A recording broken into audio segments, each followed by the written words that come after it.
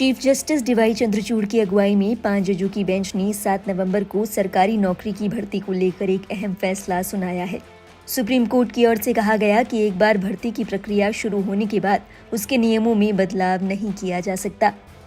मामला राजस्थान सरकार की ओर से 2009 में हुई अनुवादक पदों की भर्ती से जुड़ा है। पहले बताए गए नियमों के अनुसार उम्मीदवारों को एक लिखित परीक्षा में हिस्सा लेना था।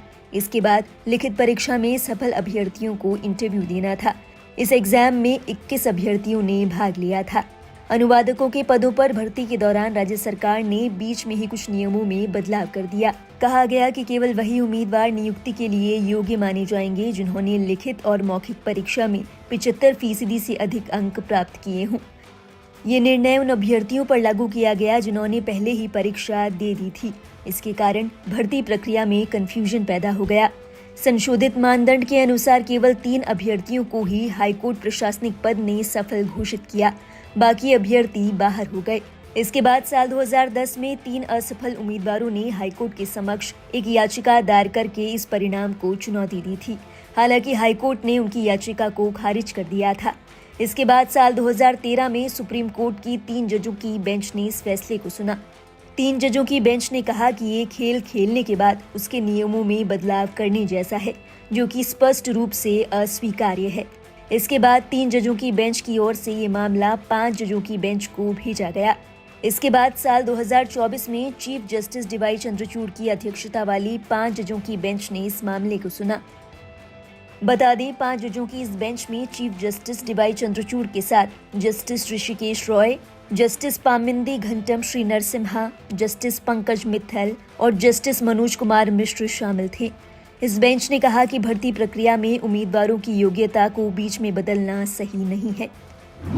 5 जजों की बेंच की ओर से कहा गया, चयन प्रक्रिया का उद्देश्य ये देखना है कि सबसे उपयुक्त उम्मीदवार चुना जाए और सर्वोत्तम विकल्प के लिए विवेक की डिग्री नियोक्ता पर छोड़ी जानी आवश्यक है।